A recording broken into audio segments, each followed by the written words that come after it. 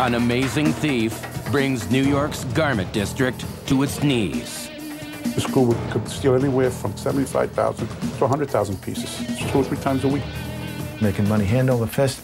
He steals the shirts off merchants' backs. You're talking tens of millions of dollars. And flies under the radar for over 10 years. He was committing the perfect crime and nobody knew. Find out how he did it next on Masterminds.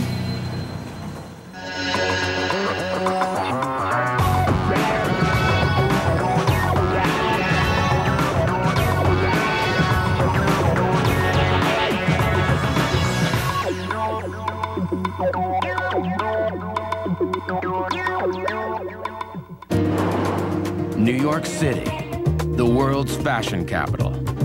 Its 10-square-block garment district produces billions of dollars worth of goods every year. You're talking about a huge number of businesses in the garment area connected with clothing in one way or another.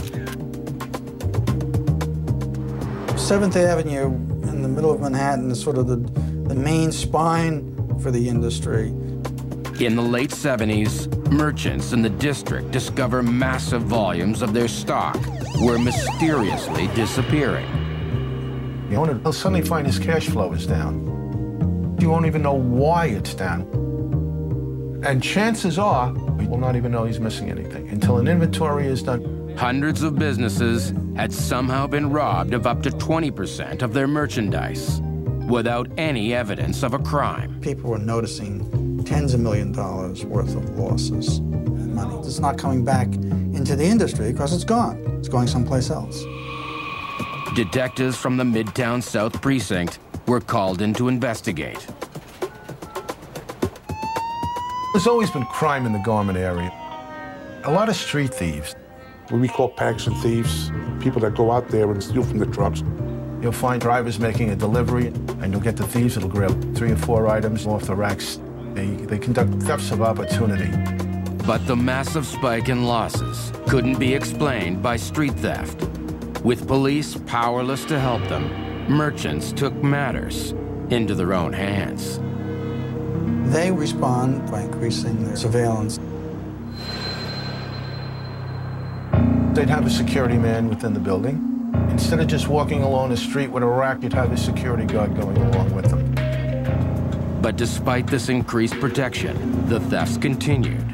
Merchants then started installing high-tech alarms linked directly to Midtown South. And then suddenly they had alarms going off all over the place. The police would respond to the alarms, but there's no sign of any forcible entry. There's nothing to indicate that anybody's been at the door. Detectives never found any evidence to suggest that the businesses had been robbed. If you look around, nothing's wrong. They sometimes would say, well, something's wrong with their alarm system. Frustrated by their mounting losses, business owners started demanding action. And they went to the mayor, were looking for more police protection. And pressured City Hall to do something about the crime situation. They in turn started a task force from the street crime unit. The Garment Area Task Force was in direct response to this thieving operation that was plaguing the district. Their job function really was to walk around the garment area, using their expertise in spotting thieves. We were doing at least 100, 150 arrests for street-level burglaries. But even with the task force crackdown, the mysterious thefts couldn't be stopped. Authorities began to suspect that only the mob could be behind such a sophisticated operation. Organized crime had a big presence in the garment district. John Gotti had a presence. They have their hands on everything in the garment area. But through their network of informants, police determined the mafia wasn't responsible for this unprecedented crime wave. If you add it all together, you're talking about millions and millions and millions of dollars. Businesses that have gone out of business and really didn't understand, didn't realize how much merchandise they were actually losing. The invisible thief threatening the very fabric of the garment district was a little-known building superintendent. Peter Cassis had found a way to steal over $50 million in high-end fashions without leaving a thread of evidence. The question is, how did he do it?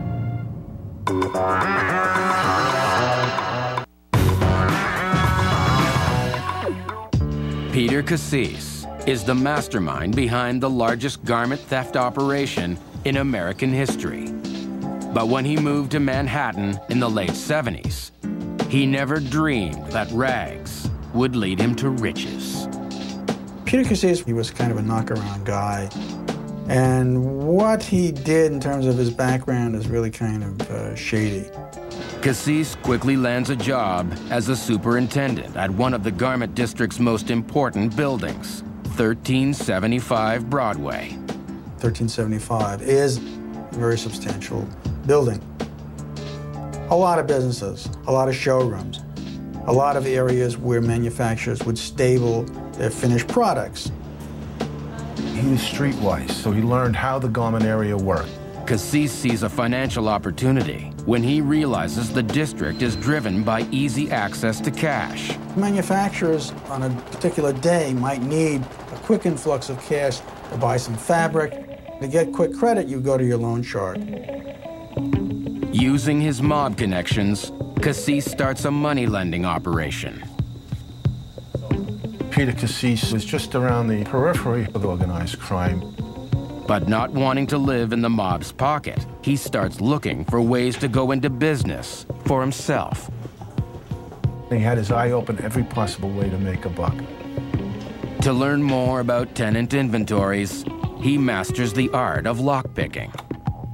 Lockpicking requires a light touch, it requires lots of practice. He was very good. Now able to access millions in merchandise, Cassis conceives an ingenious plan. Petey realized I can steal 1, 2, or 3 pieces a day, but imagine what I can do with hundreds of pieces. The first step in his plan is to reinvent himself. Went from superintendent to having his own business. Cassis figured going into a legitimate business was an excellent way of providing cover.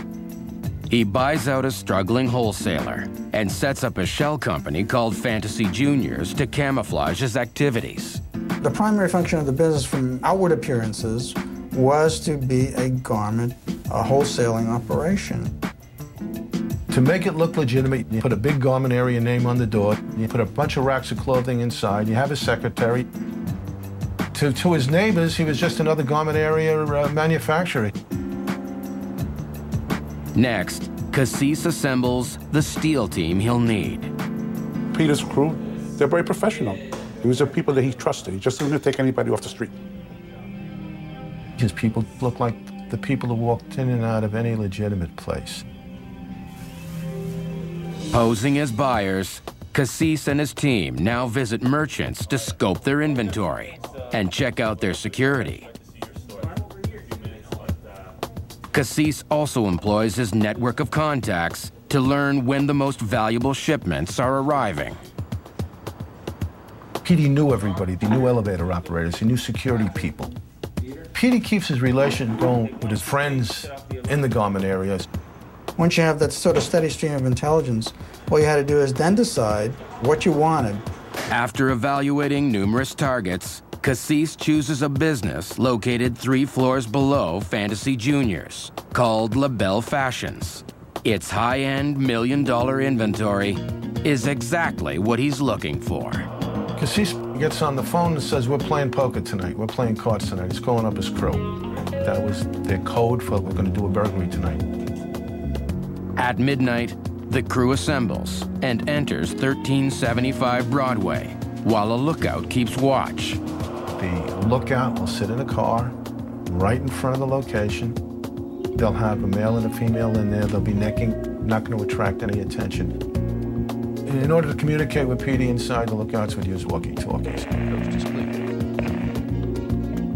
The steel crew now takes the elevator 3 floors down to LaBelle Fashions, and Cassis goes to work. But the alarm won't go off while he's picking the lock.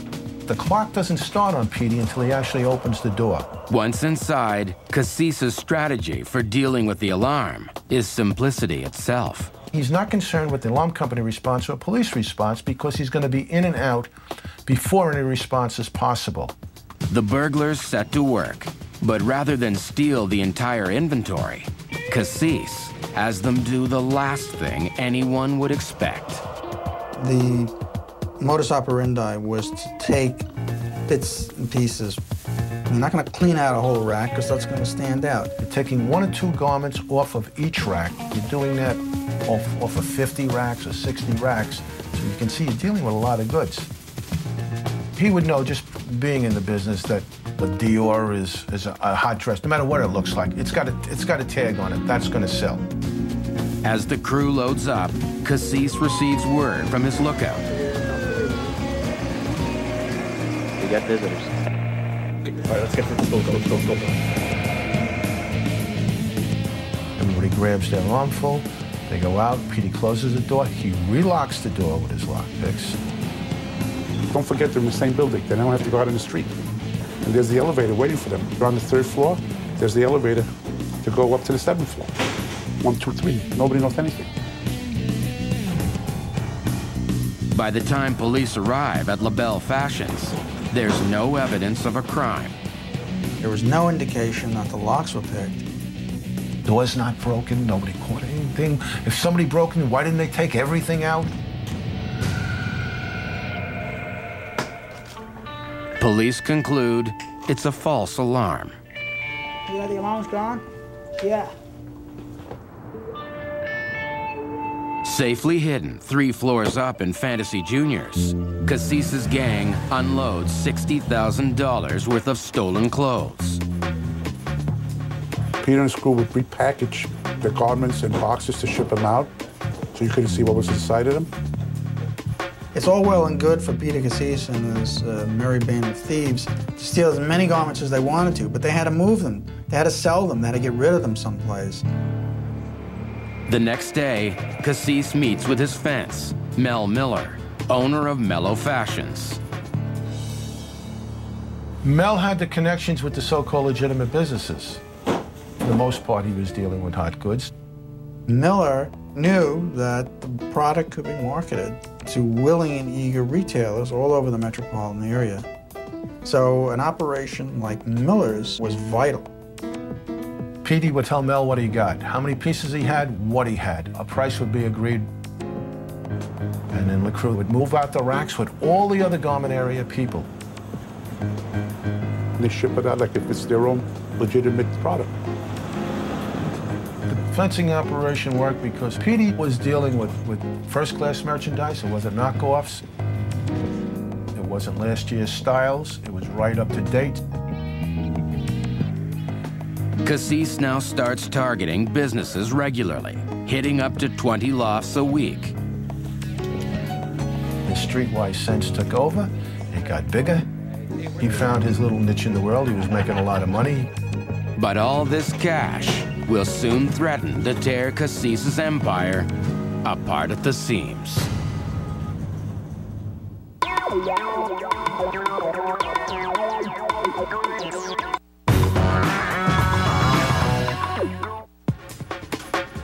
With his clothing theft operation up and running, former building superintendent Peter Casis moves to the next level and hits buildings throughout the garment district. He then decided he could expand and he could go into other buildings. He was making money hand over fist, and he didn't see any way he could get caught. He was running the biggest burglary ring in the garment area. Peter Casis' crew could steal anywhere from 10,000 to 75,000 to 100,000 pieces. It's 2 or 3 times a week. It was really kind of a Trojan horse operation. As the money pours in, Casis is forced to keep his former mob associates happy. If you have any major thefts within the garment area, it's only done with the permission of organized crime. And obviously they have to take their cut. Peter doesn't pay off, Peter doesn't work, or Peter goes around with a couple of broken kneecaps. So as long as he's paying off, he's allowed to do what he's doing. But with all his success, Casis falls prey to a very expensive habit. Every Friday, a helicopter would pick him up, then take him to Atlantic City. He was a heavy gambler. He could drop big money down at the tables. He was a big spender. He spent a lot of money, sometimes up to $50,000 a week. He also gets deep into another costly addiction. Cocaine became his first love. As Cassis struggles to finance his lifestyle, he starts hitting more and more businesses. Irate merchants inundate Midtown South's Garment Crime Unit with calls, which are fielded by lead investigator Thomas Holland. Thomas Holland was a well-respected and well-liked detective in the Midtown South precinct. He had a reputation for being very active in the district. He had been on the force for 25 years, kind of a dapper guy, good detective. When Holland and his men fail to stop the thefts, the city establishes the Garment Area Task Force. They made a lot of street arrests, but they certainly didn't do anything to stem the losses. But then, 6 months into the investigation, the task force gets its first break. They were surveilling this fellow identified as Ray Berry. Berry was observed by the task force stealing goods. He was arrested. He was afraid he was going to do some time, and he didn't want to do some time. It was as simple as that. They said, all right, here's the deal, Raymond. You either go to jail or you tell us who you're stealing these goods for. Raymond Berry gives up the name of Peter Cassis's fence, Mel Miller. Police start surveillance on Miller and place a wiretap on his phone. Hey, what's And going then the on? phone started to ring, and then Petey Cassis pops up into the conversation. And Petey tells Mel that he's got X amount of pieces of whatever particular goods he has. Is Mel interested? And Mel is interested, and a price is discussed. Police now wiretap Cassis's phone and discover his bad habits. He was high all the time. You could hear his voice deteriorating over the phone. It seemed like coke was his main concern. Desperate to pay his spiraling drug and gambling debts, for the first time, Cassis abandons his MO of taking only a few items per rack. Take it all, let's go, take everything. And they go hit 4 or 5 different locations. And they go in there and they wipe them out. They could clean out a place like in 2 or 3 or 4 minutes. One time they took out 75,000 blouses of a place. I mean, he needed the money. If you're going to drop 50 grand in Atlantic City, you better have an income coming in. The wiretaps continue to pay off, implicating Cassis and dozens of others. And Petey was the center. He was setting up everything. He was making the decisions. We hit the main culprit, in the garment area with Petey. It just kept getting bigger, with the amount of people that started to get involved. As police discover the massive scope of Peter Cassis's enterprise, they're forced to expand their investigation. At that time, the 10-man Garment Area Task Force was increased to about a 40-man Garment Area Task Force. While continuing to wiretap Cassis's phone, police intercept a call to someone they never expected. Detective Thomas Holland at the Midtown South Precinct. Thomas Holland was diverting attention from the Cassis operation. He was squelching evidence of thefts. Cassis would pay him to turn his back and to forge police documentation and to look the other way. The fox guarding the hen house, as it were. Of course, that ratcheted the investigation to another level. Amid rumors of further corruption, Internal Affairs is brought in to secure the Garment Area Task Force investigation. Because once we knew that cops were involved, we didn't know who to trust. Politically, it was potentially very embarrassing if this was a widespread police involvement. This was played very tight to the vest because the stakes were pretty high. So they gave us a 3rd floor of the old traffic building on 30th Street. And we were, like I said, nobody was allowed to go up there, but only our members and certain bosses, and nobody knew what was going on. We were out of the way. Internal Affairs starts surveillance on Detective Holland. There was a meeting between Holland and Miller at a restaurant on the west side of the Garment District. The Internal Affairs had a couple of undercover officers in there, and they saw an envelope pass. That was definitely the key piece against Tommy Holland. At the same time, authorities expand their surveillance of Cassis. We also put a microphone in Petey's office. We were able to go in there at night. Police learn of several hits he's planning. We didn't touch him. We let him do the burglaries. We had 5 or 6 different locations with cameras to take pictures and follow the locations where they were. Police track Cassis along every step of his operation and collect all the evidence they need. We figured we had the major plays. There was really no need to go on any further. On July 28, 1981, the Garment Area Task Force executes a major takedown. 53 arrests are made, including Mel Miller, Detective Thomas Holland, and Cassis himself. He didn't make bail, he went straight to jail. Years of work by over 50 officers, including 18,000 hours of wiretap conversations, are used to build the case against Cassis and his gang. All are charged with conspiracy, burglary, and grand larceny. Most pled guilty. Tommy Holland did not plead guilty, and he was subsequently convicted. Holland gets 4 years.